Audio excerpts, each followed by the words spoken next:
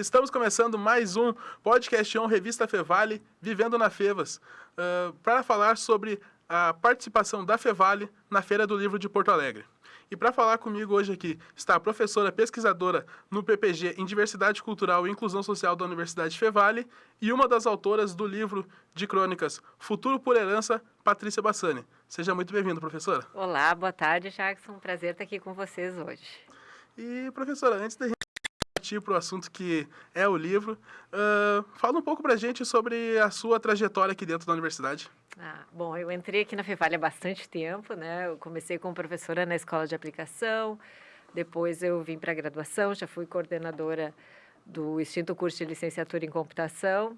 Hoje eu trabalho, então, atuo no PPG em Diversidade Cultural e Inclusão Social, com pesquisas de tecnologia e educação, né? E também sou professora dos cursos de graduação da computação e pedagogia, né? E como que surgiu a ideia de escrever o futuro por herança? Foi um convite? Foi alguma pessoa que... Como que o livro entrou na sua vida? Na verdade, o livro ele é resultado de um curso. Mas isso meio que começou tudo na pandemia, né? Quando a gente parou tudo. E eu fiquei com vontade de escrever de uma forma mais acessível, né? Porque a gente aqui trabalha, enfim, no formato de artigo científico, na pesquisa, bem formal. E aí veio a pandemia, as escolas pararam, tudo parou. E eu disse, puxa, a gente tem que escrever de uma forma que isso chegue em mais pessoas, né? E o meu hobby na pandemia começou a ser, enfim, escrever, que é o que eu sei fazer. E escrevi um blog, né? Escrevi no Medium, textos semanais, enfim. Mas eu ainda não estava satisfeita com esse formato, né? Depois tentei alguma coisa no Instagram, migrei para as redes. E aí achei que as crônicas poderiam ser um tipo de texto interessante. E aí esse ano, então, tive a oportunidade de ser convidada, porque eu já tinha também feito um curso online, comecei a fazer um curso online com o Rubem Pens, que é da Santa Sede, né? E então ele abriu um curso formal, né, que todo ano tem, que chama de Safra, que é para formação de cronistas. E, enfim, fez contato dizendo que tinha vaga e eu, puxa, fechou todas, porque era na noite que eu tinha livre, a única noite livre. E aí comecei a fazer esse curso de crônicas, né? E aí, enfim, agora terminou fechando o ano com o livro, né? Só que o meu objetivo, né, é trabalhar com ou escrever sobre tecnologia, que eu textos, né, que eles sejam textos leves, divertidos, mas que eu também possa usar isso no contexto educativo, né, para que possa fomentar a discussão, enfim. Então todas as minhas crônicas elas têm essa pegadinha, digamos assim, falando de tecnologia, vida digital e enfim. Mas nada assim puxado meio que Black Mirror, assim, que é mais dark, vamos dizer, uma pegada mais leve. A ideia é que a crônicas são histórias do cotidiano, digamos assim, né? Então a ideia é fazer uma coisa divertida, mais leve, para falar de diferentes assuntos. E aí no curso a gente aprendeu diferentes formatos de crônicas, né? A gente aprendeu, enfim, o curso foi conduzido de uma forma que não aparece, né? Mas tem todo esse processo de livro para a gente aprender a escrever. E ele é, de certa forma, colaborativo, porque a gente lê os textos no grupo, então vai dando uma segurança, né? Então, eu tenho nesse livro 9 crônicas e todas elas abordam, de alguma forma, alguma tecnologia. Tem alguma específica que a senhora gostou de escrever mais, que a senhora acha mais legal, mais interessante? Cada uma é de um formato, né? A mais difícil para mim foi fazer crônica-conto. Essa foi bem complicada, porque a gente acaba escrevendo artigos, então quando eu tive que fazer uma crônica no formato de artigo, ficou bem fácil. Agora, a crônica-conto foi difícil, né? Foi assim, ter que ouvir os outros e tentar, achei que não ia sair, mas saiu. E uma que eu acho bem divertida é uma que é estilo conselho, assim, que eu achei a mais divertida, que fala do amor na internet, né? E acaba falando, então, um pouco dessas coisas, como é que a galera tá paquerando aí, né? E, então, todas têm uma coisinha, assim, diferente, né? Umas apresentam, tem uma que eu acabo falando das gerações, sabe? Mas a ideia é falar sem que fique com cara de aula, né? Esse é o desafio, começar com um textinho e como tornar isso agradável e nesse formato, que seja uma historinha curta e tal. Então, todas elas têm um tema principal, digamos. Esse aqui eu queria falar da geração X, né? Como a gente se comporta, que afinal é minha geração, né? Só que aí eu comparo isso com o Lego, né? Então, coisas assim que é bem interessante a gente poder exercitar essa coisa mais criativa, né? Que é uma coisa que eu vindo da computação, na pesquisa, a gente acaba, parece, seguindo muito aquele roteiro meio sério e formal, que é o que a pesquisa exige do método científico, e aqui dá para brincar, né? Então foi divertido, eu encaro como um hobby, estou bem feliz com esse projeto. E qual que foi a sensação de estar na Feira do Livro pela primeira vez como uma autora agora? Nossa, foi muito bacana, sabe? É impressionante porque a gente escreve a vida inteira, mas escrever um livro que não é científico, assim, foi muito legal. E também o grupo, esse curso foi online, né? Então, o livro é resultado de um curso e nós éramos em 9 cronistas, né? 9 pessoas. E aí tem gente de Minas Gerais, São Paulo, tinham de Recife e outro Aracaju. E Porto Alegre, Caxias, aqui da região. Então, foi a primeira vez que a gente se encontrou. Então, foi muito especial também, porque a gente conseguiu fazer um encontro, um final de semana literário, né? Digamos assim, todo mundo veio para Porto Alegre, a gente se encontrou, então, na Feira do Livro, né? E foi muito legal, então, conhecer as pessoas pessoalmente e essa experiência de ficar ali assinando, né? Enfim, é bem bacana esse contato com o público. Eu curti demais, assim. Agora eu quero mais, né? Agora tem que pensar um próximo já, porque essa experiência foi muito legal. E a senhora falou que começou a escrever na pandemia ali. Por que escrever crônicas?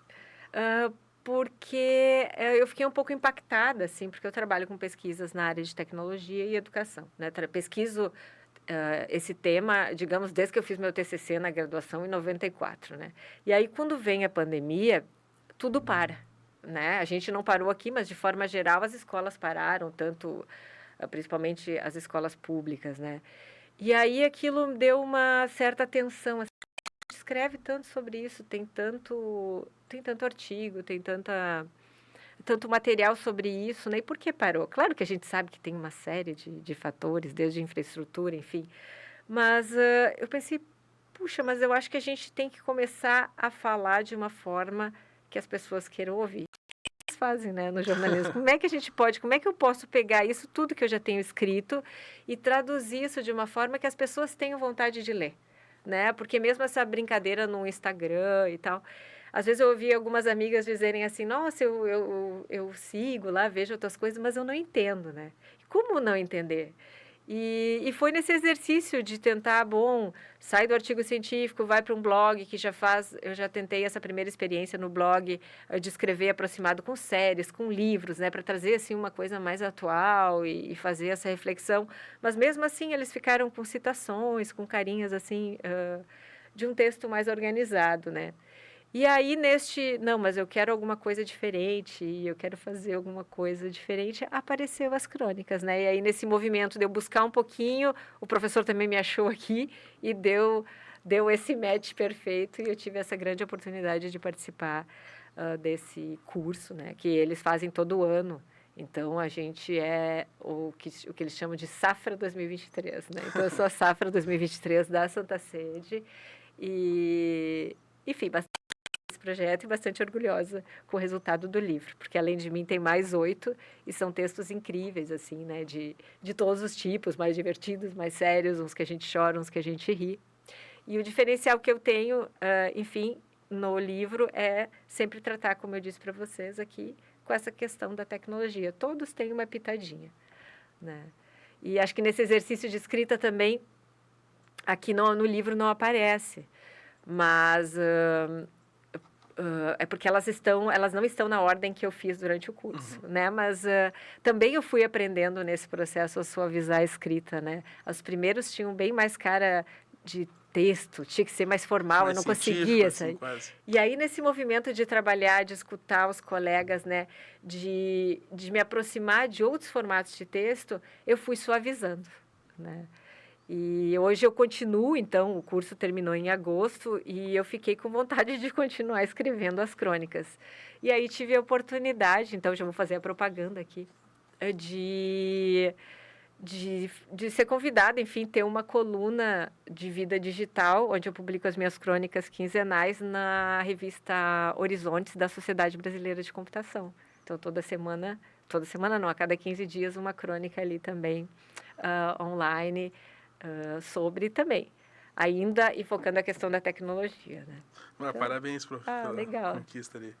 E o que começou como um hobby também, agora já está rendendo frutos também. Como que a senhora está vendo essas novas possibilidades?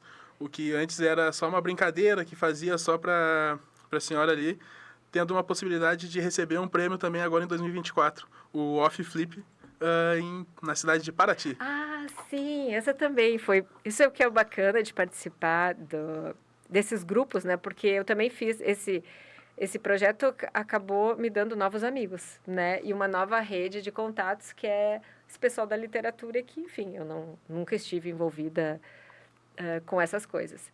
E aí ele circulou esse prêmio e eu digo, vou arriscar, né? E fiz uma crônica.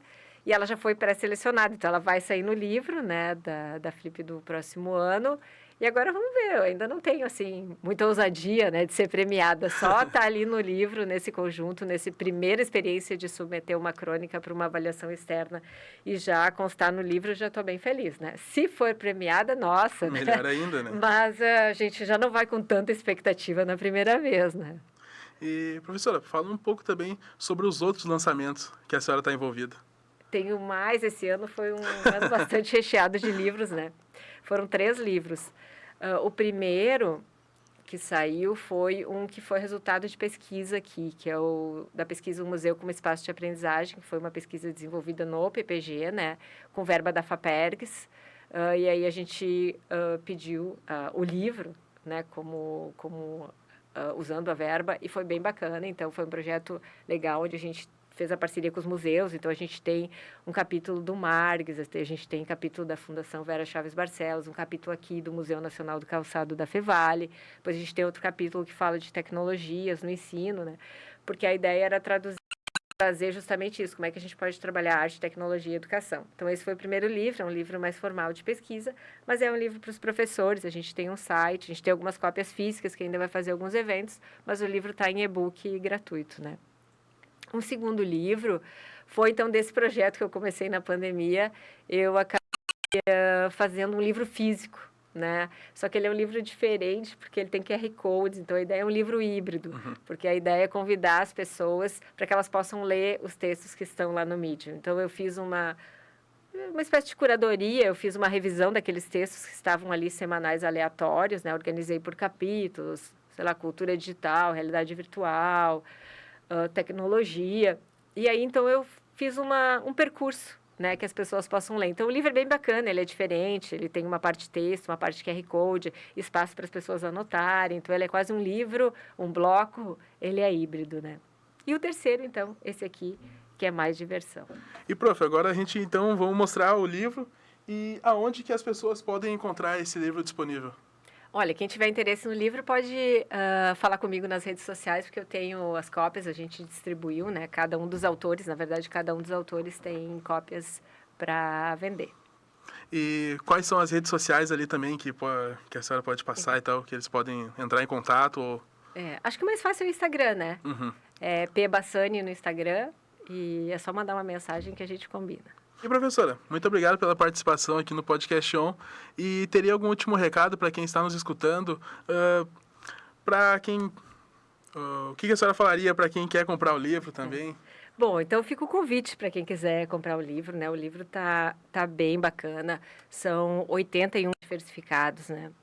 A gente trabalhou nesse livro com muito carinho. E para quem quiser conhecer um pouquinho também, fica o convite para acessar as crônicas que eu tenho online, se quiser tirar, fazer um aperitivo, né, de que tipo de texto que eu faço. E então tem no site, também no Instagram tem o link. Mas o livro está muito, muito legal e vale a pena, enfim, conhecer outros autores, né, outros tipos de textos. E, enfim, acho que era isso. Professora, muito obrigado. E boa sorte também no prêmio do ano que vem ali. Muito obrigada. E falamos nesse primeiro momento com a professora e pesquisadora no PPG, em Diversidade Cultural e Inclusão Social da Universidade Fevale, e uma das autoras do livro Futuro por Herança, Patrícia Bassani. E fique agora com a minha colega Lana Maldaner. Tudo bem, Lana? Tudo bem, Jackson? Seguimos conversando sobre livros aqui na segunda parte do podcast On Revista Fevale. Meu nome é Lana Maldaner, eu sou acadêmica de jornalismo aqui da Universidade Fevale. Vamos conversar então com o professor, autor do livro Onde Começa o Sucesso, Marcelo Telles. Seja muito bem-vindo. Muito obrigado. Então, para começar o nosso bate-papo, eu gostaria que tu fizesse uma das coisas mais difíceis, que é falar de si mesmo, da tua trajetória e formação. Eu sou da área da computação, né? Eu sempre falo que eu comecei na área da computação quando eu tinha 13 anos.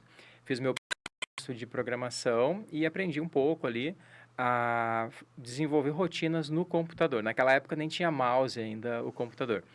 E aí depois eu fui para outras áreas ali. Quando eu fiz o vestibular, eu lembro que eu escolhi contabilidade, educação física e administração. Nossa, áreas diferentes. Né? Naquela época não tinha tantas opções que nem hoje, né? Depois que eu fui me interessar ali para fazer o curso de licenciatura em computação, e aí foi o curso que eu concluí em 2007, aqui na Universidade Fevale, e logo comecei a lecionar.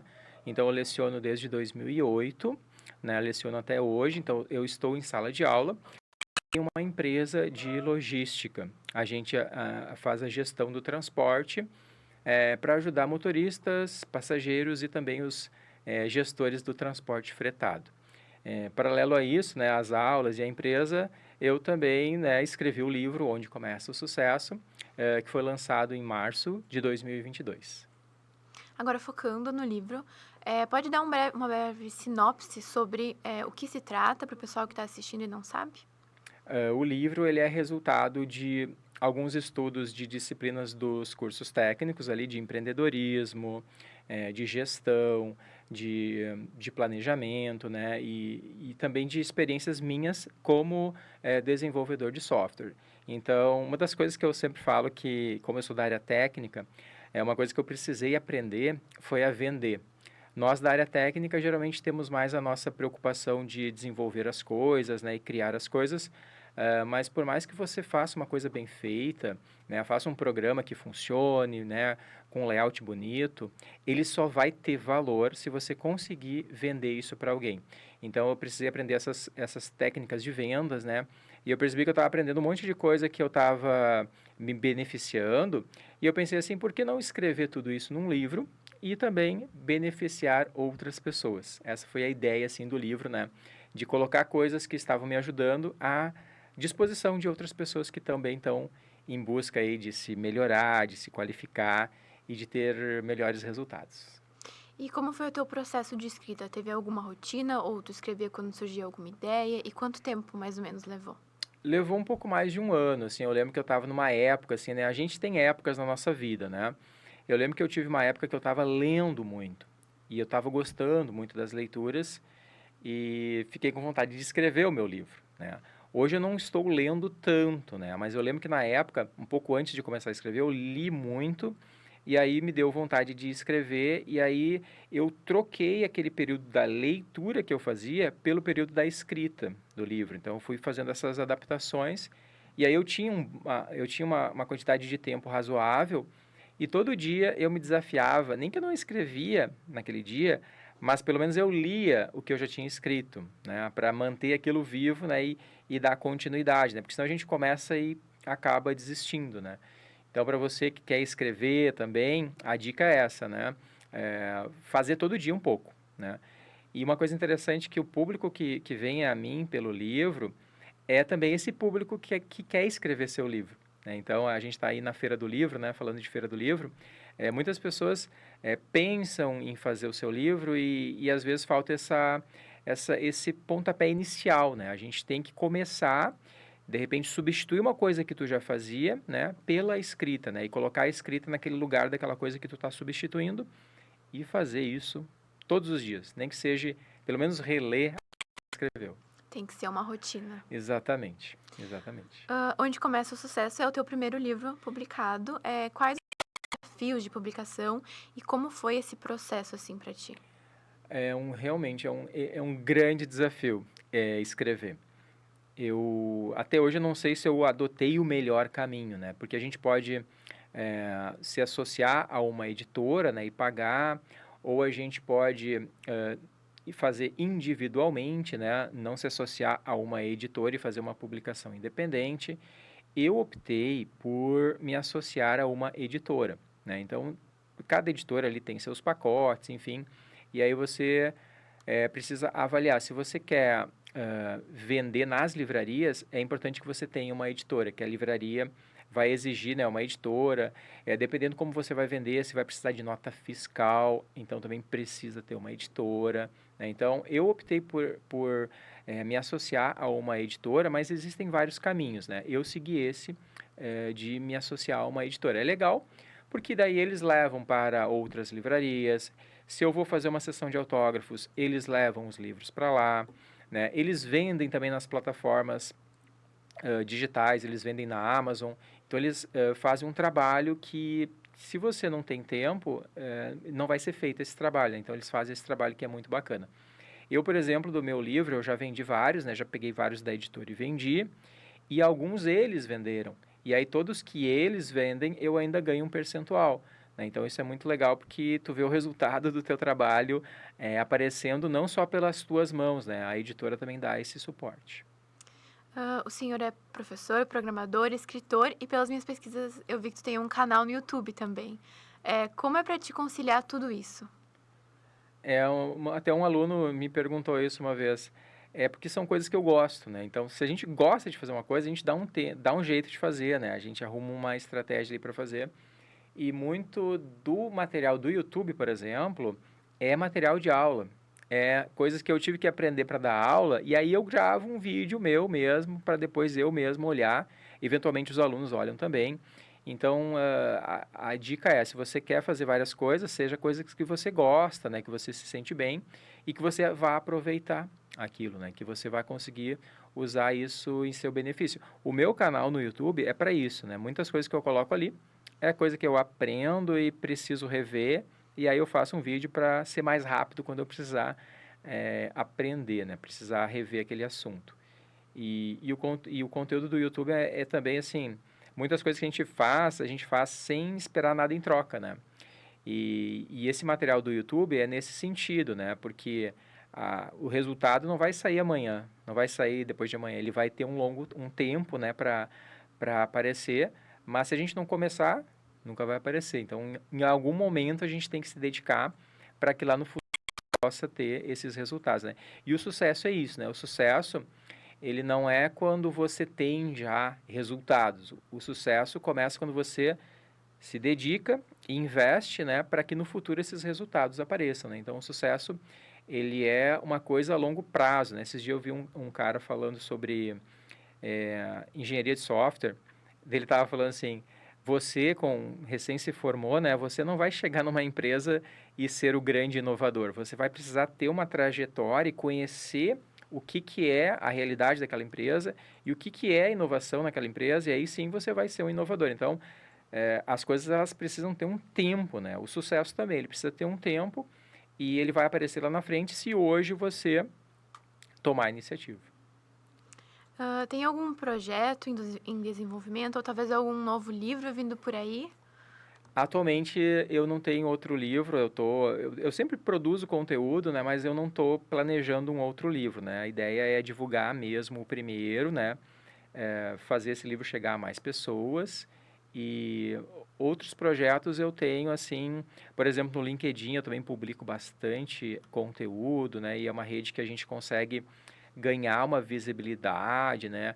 Uma das estratégias do YouTube é também isso, né? Se a gente quer se tornar uma referência, se a gente quer ter uma trajetória, se a gente quer ser uma pessoa famosa, a gente precisa ter uma trajetória, né? Então, criar conteúdo é um jeito de você ser uma referência. Ah, mas eu não vou ganhar nada com isso, os outros vão só copiar.